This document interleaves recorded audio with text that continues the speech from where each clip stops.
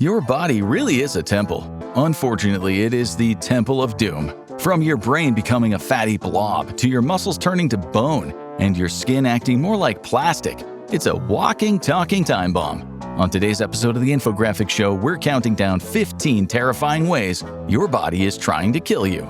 Number 15. Human beings rely on sight more than any other sense. Anything that puts your eyes in peril is likely to put you in major danger. And that is just one of the things that you've got to worry about when you suffer from Susak syndrome. Your immune system is like an overzealous TSA agent. It stays vigilant to keep the bad guys, like viruses and bacteria, out of all the restricted zones. It sometimes can be so eager to do its job that it does more harm than good, like everyone needing to take their shoes off before a flight. When the immune system detects an intruder, it'll hammer it with white blood cells and antibodies, inflaming the surrounding tissue in the process. While some of your body parts can handle a little inflammation like a champ, your eyes are super sensitive, and it can cause some serious havoc in your eyeballs if a gang of white blood cells and antibodies storm in and start cracking pathogen heads. This extends to full-blown blindness, and that's why your eyes have immune privilege. It's kind of like rich people with real police. Your immune system doesn't operate within areas with immune privilege to prevent collateral damage.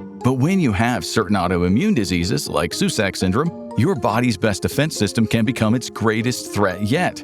In a particularly severe case of Susak syndrome, your immune system will lead an all-out assault on the small blood vessels in your eyes, ears, and brain. The attack on your brain might leave you with confusion and even major function loss.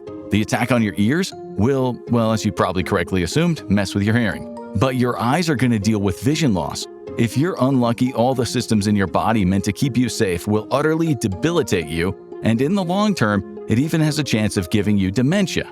And the worst part? This isn't even close to the worst thing your own immune system can do to your body. And the worst ones are further down the list. Hey, speaking of further down, number 14.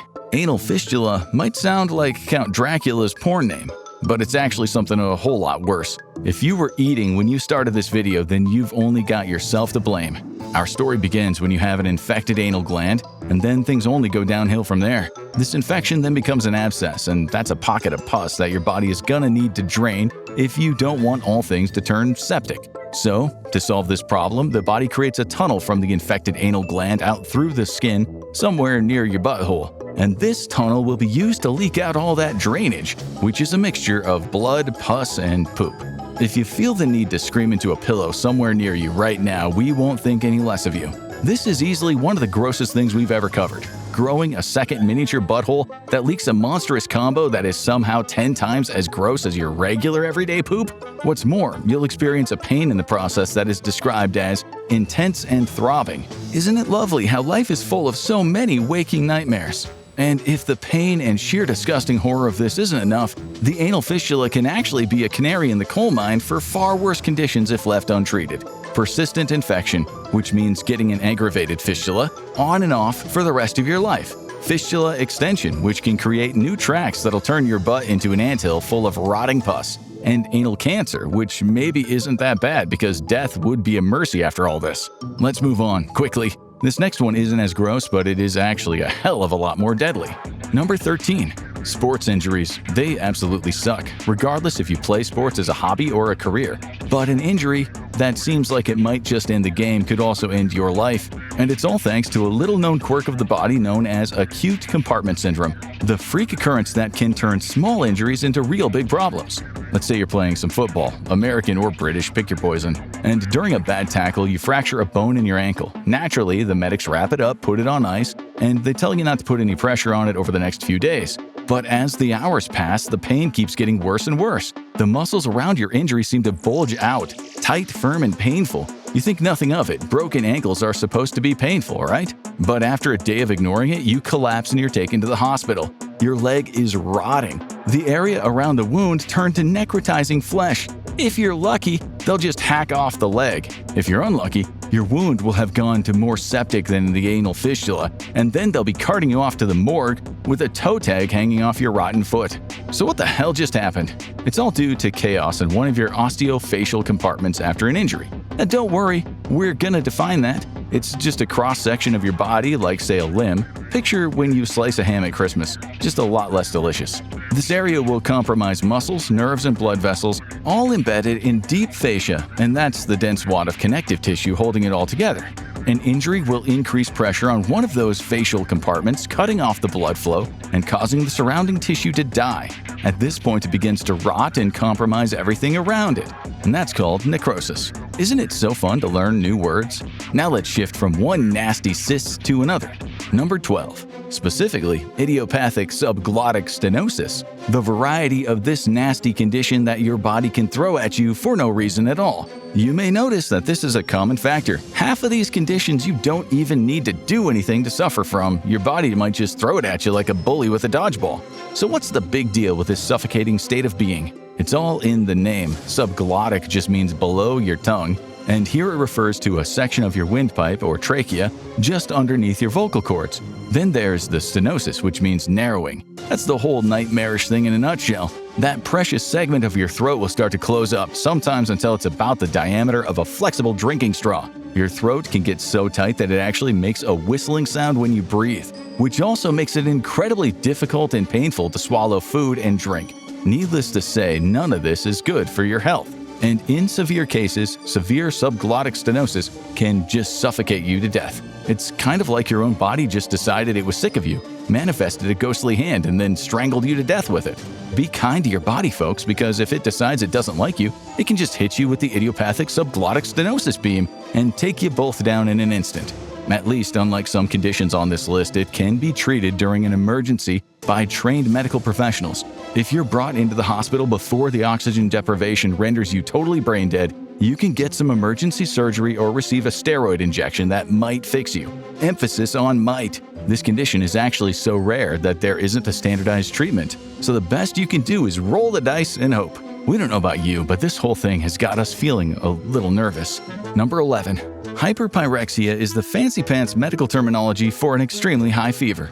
Okay, it might not seem as mysterious and sexy as some of the other ways your body can send you on an express trip to the underworld, but it actually is one of the most likely and dangerous ones on this whole list.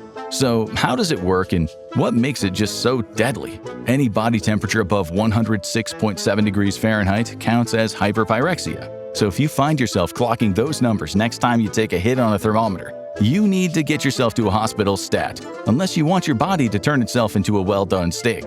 The causes for this incredibly dangerous condition are actually pretty varied. One of them is an intracranial hemorrhage, bleeding on the brain, that can be caused by traumatic injuries or strokes. The part of your brain that regulates your body temperature is the hypothalamus. And if anything bad happens to that little vital node of neural tissue, your homeostasis might turn into a dangerous internal oven. Other causes for hyperpyrexia include an unintended side effect of anesthesia and the body's response to life-threatening infections like our old pal sepsis. Remember when we described the immune system as kind of like an overzealous TSA agent earlier? This is another one of those cases. When there's a serious attack on the body, like a severe bacterial infection or a virus, one side effect of the immune response is turning up your body temperature. It's why you get fevers when you're sick with conditions like the flu. The problem is, when the pathogen doesn't keel over straight away, the body doesn't just give up on the fever and try something else. Oh no, it'll just keep on turning up the heat until either the pathogen or you get burned out. It's kind of like keeping a nuke under your bed for home defense. Mutually assured destruction, baby. Okay, that is actually pretty scary.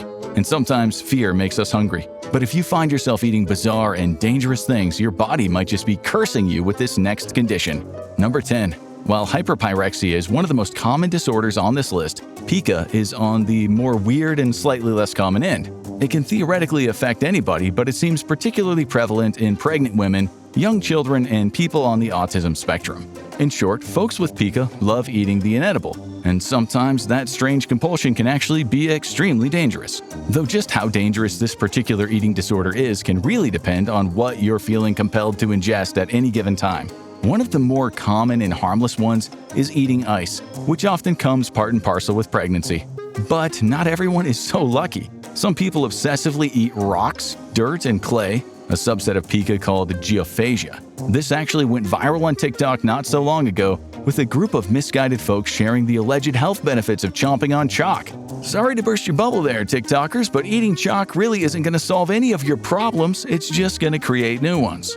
On the much grosser end, some people with pica compulsively eat poop. That's called coprophagia. Yummy. And not only is that gag-inducingly gross, it's also potentially extremely dangerous because of the parasites sometimes present in feces. Not to mention the fact that your breath would be absolutely diabolical. So what actually causes pica? It's an interesting mix of biology and psychology, but on the more strictly biological side, it's often been linked to nutritional deficiencies like anemia and calcium and zinc deficiencies.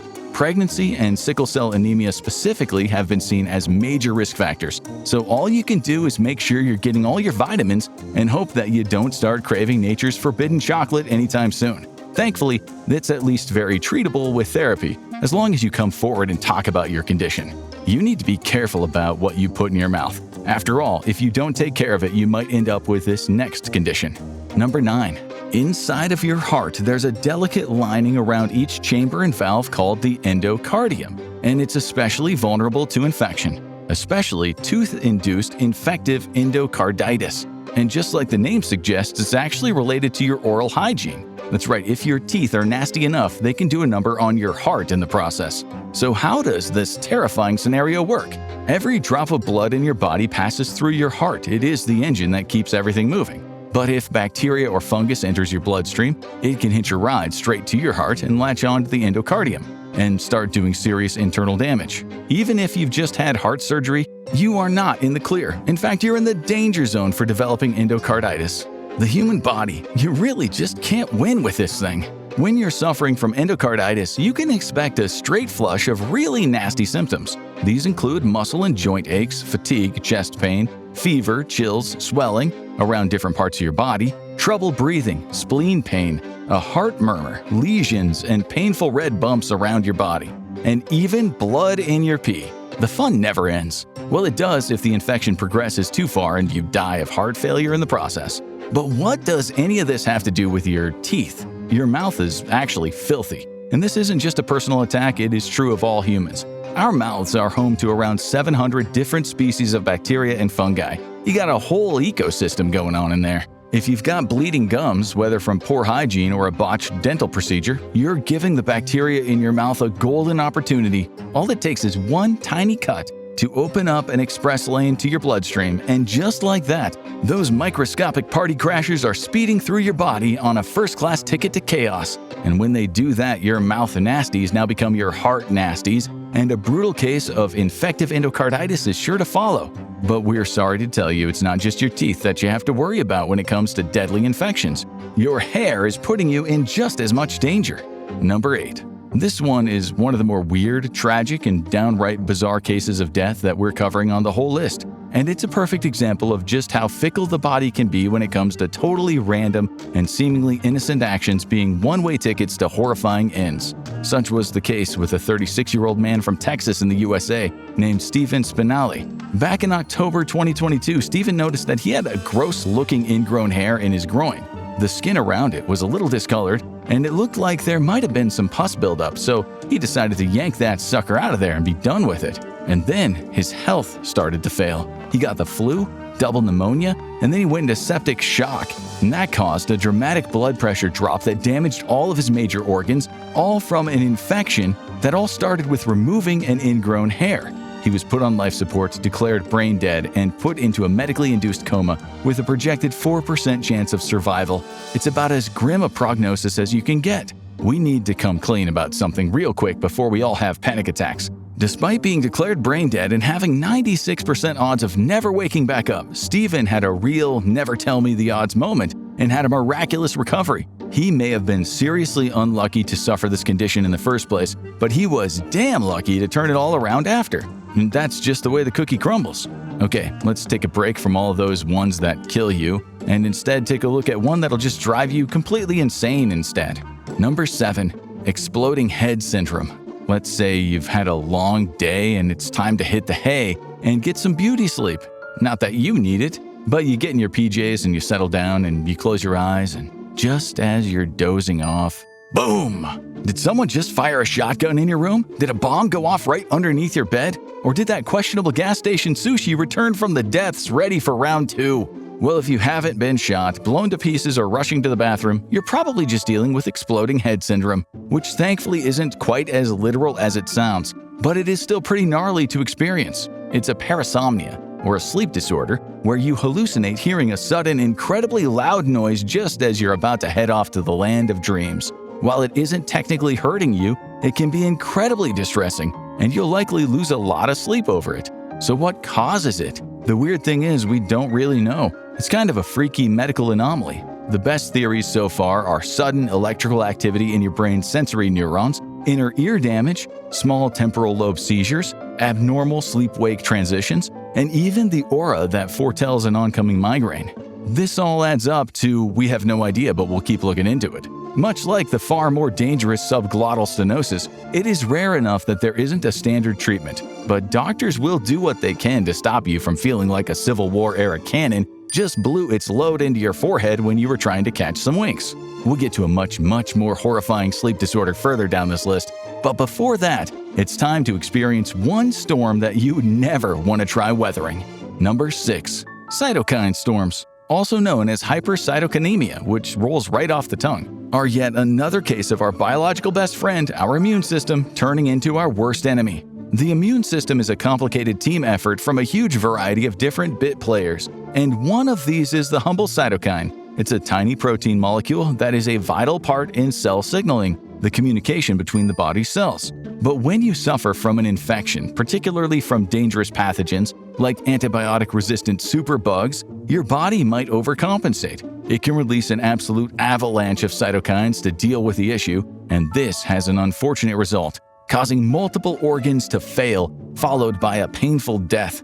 The immune system sometimes really is like having a bodyguard who sometimes just turns around and shoots you because you got nervous. But hey, that is the hardware we're working with. We'd rather have it than not have it, all things considered.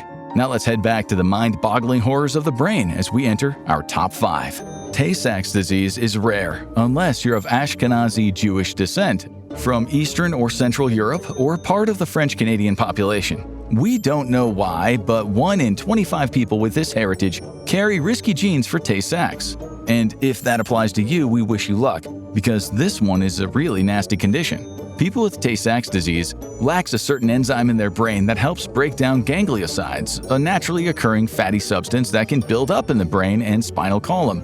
In a person without the disease, the enzymes break down the gangliosides and you can continue business as normal. But without the enzyme, the fat keeps on building up until it starts having a toxic effect on your neural cells, which, as we probably don't need to tell you by now, is serious bad news. Tay-Sachs disease is most likely to affect you in your formative years, where it slows development and seriously eats into your brain function. Over time, you can expect debilitating seizures, the loss of your sight and hearing, and even paralysis. Sadly, folks with Tay-Sachs disease in its most severe form don't have particularly long life expectancies.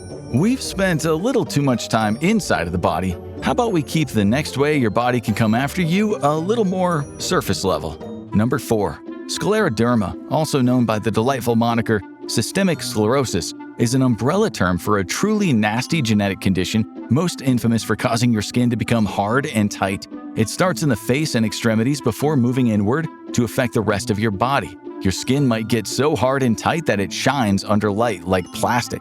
So if you've ever dreamed of being a Barbie doll or G.I. Joe action figure as a kid, scleroderma is a real monkey paw way of seeing your wish granted. But it can be more than skin deep. It can also cause a horrifying range of digestive problems, from bloating to pooping your pants, and it also might just ruthlessly attack your heart and lungs too. If you are unlucky, you might just get heart failure for your trouble, on top of your skin getting the Mattel treatment. It just keeps getting better and better out here. Having a body can be so stressful, don't you think? All these fluids, skin, and muscles. Wouldn't it be much easier if it was just all bone? If that seems relatable to you, then you're gonna love what we got next. Number 3. This next condition is called fibrodysplasia ossificans progressiva, and we're gonna call it FOP from now on because that is a nightmare to say out loud. Unfortunately, it's nothing compared to living with it. This extremely rare genetic disorder can lurk in you for years undetected, if you are one of the teeny tiny percentage of people unlucky enough to suffer from it, until you have an injury. That's where the problems begin. FOP causes heterotropic ossification, or in simpler terms, parts of your body that aren't supposed to be bone slowly turn into bone after an injury heals. Muscles, tendons, ligaments, and every time it happens, you'll find your mobility reducing until it is gone altogether. And that's how this terrifying way of your body attacking itself got its nickname, Stone Man disease. Straight up nightmare fuel. Becoming a prisoner in your own body is undeniably an utterly terrifying fate, but we can think of something worse: being trapped inside your own mind. Number 2. Total locked-in syndrome is a neurological horror of disorder commonly resulting from a serious head injury or a stroke that damages your brainstem. In standard locked-in syndrome, your body becomes completely paralyzed except for vertical eye movements. You remain fully conscious and cognitively normal, relying entirely on those movements to communicate. But total locked-in syndrome is worse. You can't even move your eyes. At least with all the other ways your body can attack you, you can find some escape in the land of sleep. But with this most upsetting method of body self-destruction of all, you don't even have that. Number 1. Sleep is one of the most vital mechanisms in the human body. It's how our brains filter out toxins that can contribute to conditions like Alzheimer's later on in life. It's vital for resting up your body, and if you went too long without it, you might just go completely insane. And sadly, insanity and so much worse is what's waiting for you if you have fatal familial insomnia. This mercifully rare genetic condition is a prion disease that effectively stops you from sleeping until you die a horrible death, and it happens in 4 stages. In stage 1, you'll have what seems like regular insomnia. You'll find yourself unable to sleep at night, a condition that gets worse and worse over the course of 4 months. You'll start to experience gruesome side effects like panic attacks, paranoia, and a paralyzing sense of fear. In stage 2, you'll realize this is more than just a bad case of insomnia. You might in fact be screwed here, a terrible loss in the genetic lottery. You'll suffer 5 months of far more severe panic attacks, as well as hallucinations, as your brain effectively starts to dream while you're still awake. And you're probably not going to be hallucinating yourself eating big tasty bowls of ice cream. You're more likely to be living in a bona fide horror movie 24/7. In stage 3, you'll completely lose the ability to sleep at all. Your body will begin wasting away until you're a shadow of your former self, over the course of about 3 terrible months. Then stage 4, dementia. You'll become completely unresponsive and non-verbal for long periods, until you retreat from reality itself forever. Oh, and then you die. You might share this condition with your family. It's passed down if you inherit a gene from one parent. But we've got one last piece of terrible news for you. Sometimes you don't need to inherit the curse, you start it. In rare cases, a single brain protein misfolds for no reason, triggering sporadic fatal insomnia. And then, without warning, every nightmare we have just described becomes your reality. If you think your body's out to get you now, wait until you hear what happens when every single part of your skeleton gives out. Watch What If You Broke Every Bone in Your Body to see how extreme it really gets. Or click on this video instead.